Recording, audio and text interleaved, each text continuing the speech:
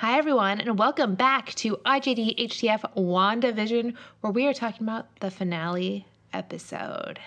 And this episode starts off pretty heated with Agatha trying to take Wanda out. Yeah. So she's like, Wanda, you're chaos magic. Oh, you were in this book. And she was going through this whole thing and I know who you are. And Wanda's basically like, what the heck are you talking about? I'm not a witch. What are you talking about? And then Vision comes in and he's like, oh, I'm here to help you. And then the White Vision comes in and Vision versus White Vision. So White Vision is basically actual Vision's body. It's like right? They Vision, reconstructed his actual body. They basically put his body back together. I'm not sure how, nanites, I believe. Mm-hmm. And they made him, I'm not sure how he's powered, but I'm sure it's like a nuclear core of some sort. Well, he still has his Mind Stone, right? No.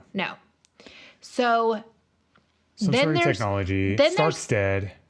Then there's the Vision that Wanda created for inside of her little bubble, which was not made of any physical matter, really. But he does have part of the Mind Stone that lives within Wanda. Here's the deal that I'm thinking is happening is the Mind Stone was destroyed. But part of the Mind Stone lives inside of Wanda. Well, that's what I'm getting at is that I'm thinking that maybe the connection that Wanda has with the Mind Stone has been amplified because the actual stone has been destroyed. Mm-hmm. And so now she is the Mind Stone to a certain extent. Yeah. So that's kind of it. One theory I have, which I have read some really disappointing forums on it, which basically just said that, oh, the stones are destroyed. Marvel said they're not bringing them back. But she has at least part of a Mind Stone, so they're not completely gone. Well, she doesn't have part of it. She just is connected to it, right? Well, she said part of the Mind Stone lives within her. Right. So I just think some people, there are some producers out there that just want the Mind Stones gone. But the Mind Stones have been there since the beginning, pretty much. But here's the thing. Okay, so remember when she was a volunteer, right? And they had people go up to the Mind Stone and touch the Mind Stone or whatever. Yeah. So because of how she works, when she touched the Mind Stone, did she suck out some of the Mind Stone's power? Or she became one with the Mind Stone? Because when she fights extent. Agatha, she can take Agatha's power and Agatha can take her power, correct? Well, so she is actually she sucking out some of the Mind Stone's power? She can't take Agatha's power. Well, she does. Well, spoiler, but we're going to tell you about that anyway. But basically, Agatha's whole thing, as we learned from last episode, is she takes the power of other witches or just anything in general to grow her power. Right, she absorbs it. So this episode is basically just a huge face-off between Agatha and Wanda, and then Vision and White Vision. And then Monica is captured by Pietro, who you find out is just an actor. And she's like, how are you being controlled? And she basically pulls off his necklace and is like, oh, that was it. And that was basically that entire little storyline, which I guess explains why he was there, but it seemed pointless to the episode. It was kind of a letdown. Yeah. So here's what's mind-boggling to me is they really delve into how powerful Wanda is in this episode because she literally, so she created the Vision in her little box, right? Yeah. And then that Vision unlocked because I guess the White Vision or whatever had a bunch of blocks memory blockers. Memory blockers that the sword put on it so that it wouldn't override, right? And be like, oh, I love Wanda. And realize that it was the real Vision. Correct. So he unlocked that. But you have to remember that he was created by Wanda. So technically Wanda, through her imaginary vision, unlocked it. I don't know. It's just really crazy to me. She's unlocking it at Vision's mind while also fighting a super witch. But basically the WandaVision Vision is able to tap into the White Vision, the original Vision, and say, I'm not Vision, you're Vision. And you're goal is to kill Vision, but you're the original Vision. Right. And he tapped in. The white Vision remembered all the memories. And Well, then he was like, basically whoa. like, you're not Vision. I'm not Vision. Like, we're both not Vision. Like the original Vision. Right. But we're both our Vision at the same time because we're somewhat made up of his memories, if not. Like, the Vision that Wanda created is made up of the memories that she has from him. And the Vision that they created is made up of the material matter. So, like, in a way, like, if I was actually wondering if they were going to, like, become one. Yeah. Right? Like, she was somehow like he was going to live in the vessel of the Vision, the white Vision, but didn't happen. So basically, Agatha and Wanda have this huge showdown. Wanda wins, but it doesn't seem like it for a while because, like, Agatha's sucking out all her power and she's like, her hands are turning gray. And, like, well, she was losing for a bit there. And then you look around and these runes show up in the sky and Wanda starts regaining her power and Agatha starts to lose her power. Like, she can't cast any spells and she's losing her power because Wanda's taking it. And you basically find out that, well, in a previous episode, Agatha had been like, oh, a witch can't cast any spells in an area where runes have been cast by another witch. Well, like runes that prohibit other witches from casting spells. So because of that, Wanda cast runes around the outside of her bubble so that no one in the bubble could cast any spells. Yeah, it was pretty cool. Which was awesome. So basically Wanda beats her and then Wanda's like, oh, you can live in Westview as the nosy neighbor, the role that you chose for yourself. Right. But then she goes and, like, puts her kids to bed and says, oh, thank you for, like, choosing me as your mother. And basically is saying goodbye to the children. And then she and Vision have, like, this big goodbye. And he's like, we've said goodbye before and I'm sure we'll say hello again. And, like, basically her world starts collapsing in on itself and she has to go live in the real world without her husband or children. Yeah. And that's, like, it really touched me. Lindsay started tearing up. I was, like, tearing up. I was like, don't cry, don't cry. Because, like, the saying goodbye to the kids was hard enough. And then, like, the conversation with Vision was just so hard. Where he was like, oh, I love you. And, like, I love everything you've done for us and us as a family. It's like and her the kids. memory of Vision is a true form. But it's also, like, exactly what Vision would have been like to a certain extent. Because Vision was made up of the Mind Stone and that lives inside her. So in a way, like, that was Vision talking to her. Yeah.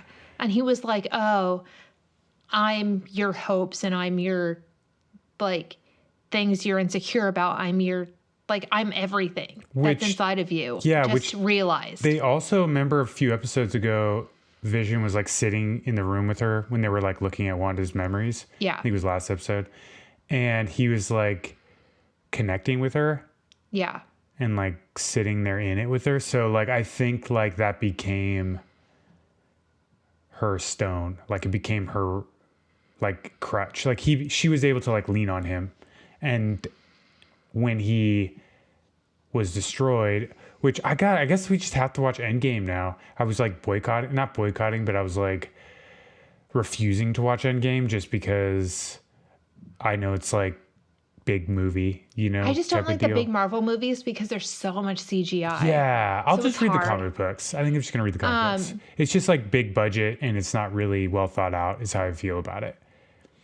But this WandaVision was actually really well thought out. I do love that so Hayward is, like, trying to, like, kill Wanda and stuff. And then Darcy, like, comes in and, like, hits him with the funnel cake truck. Oh, yeah. Or whatever. Like, she, like, comes in and is like, you thought you were going to do whatever. And I thought that was a great, like, little bit for Darcy.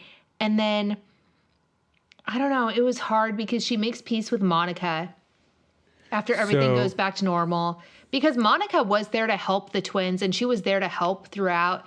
And after the world, like, kind of collapses, Wanda is walking out of the town and everyone's just staring at her because everyone is then in their own consciousness versus under Wanda's, like, spell. Right. So they're all just staring at her and she's going to leave and she's like, everybody hates me. And Monica's like, I don't hate you. I understand what you did. Like, whatever. And like they make peace with each other, and then they show that Hayward is arrested for tampering with evidence.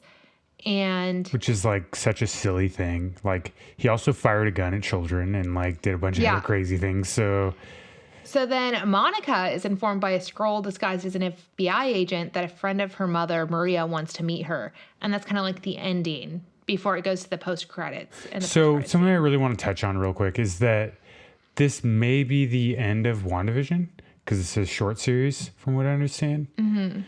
But this is a preamble for Doctor Strange. Yes. And it's also a preamble for Captain Marvel movies. Because Monica, later on in the graphic novels anyway, becomes the new Captain Marvel. Right. So I do think they're going to play with that a little bit. Yeah.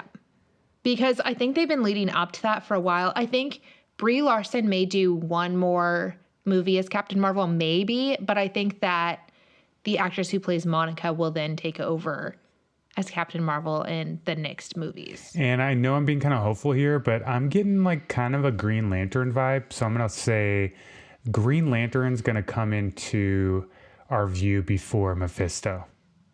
It's I know possible. Lindsay was saying, oh, Mephisto. Because when the Skrull come in, that's when Andrew was like, oh, Green Lantern. And then it was kind of like, maybe.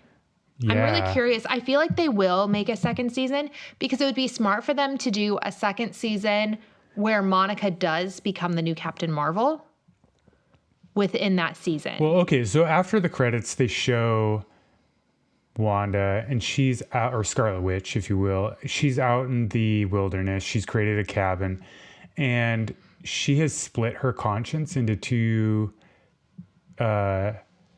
This is how I understood it, into two separate entities, and one of her part of her conscience, half her conscience, really, or a majority, I'm not sure, is like studying the dark book that was held by the witches. Basically. Well, held by Agnes. Yeah. And so the one that prophesized that she was going to be the one that ruined the world. Right. And so now she's learning the spells. Mm-hmm. Like, and she doesn't need the incantations. All she needs to know is the spell exists, right? So, because she's the Scarlet Witch. And then the other half of her is like, in my eyes, was like grieving. Yeah, like it shows her all alone, like making tea. And like being in this place alone and like grieving the loss of a husband and of children and of like the things of her past. So she's split there. Yeah. So and also another thing that happened during this episode was Agnes was like, you are going to destroy the earth. Yeah. So I don't think Wanda has it in her, but she might not accidentally, but she might be pushed to. Because she's a chaotic neutral. Right. So like if a bunch of people are harassing her and pulling her in different ways and trying to abuse her power, then I think that she very well could destroy the earth. But so could Phoenix. So the very last part of this entire episode is she's in the cabin all alone. She's like reading the information, one thing, she's making tea in the other, but then she suddenly hears her sons crying for help. Because they're inside her head. Possibly. I don't know, but I'm really interested because I feel like that's kind of leading up to a season 2. I'm actually surprised that she didn't create a small bubble around her cottage. And then recreate Vision and her children? Well, I don't know if she'd have to recreate them or she could just access that's what I mean, like continued memories because they live inside her. Yeah. So I'm not sure how it works. They might just be deceased at this point. I'm not sure, we'll just have to wait and see what they decide happened, right? I'm just really hoping they come out with a season 2 because they got me hooked, and now I know I'm not a Marvel person. They did a really good job. I have to hand it to them on this one. I usually dislike Marvel movies just because I liked the first Iron Man. I did not like any of the other ones after that. I thought they were just like eye candy, gratuitous, they were like over budget. Like they could have done a lot better with a smaller budget is how I felt. And then like the Avengers, again, I feel like it was overblown, lost a lot of story. It was just about like big bangs making money. Like I very much disliked that they weren't really about the plot. And like, there's a lot of depth there that could have explored. And I feel like they missed the opportunity. and instead they got greedy. But this They really show- brought it back with WandaVision. We're excited for more. Hopefully there's more, and we can't wait to talk to you for our next season of I Just Don't Have Time For, which will be coming soon. Ciao.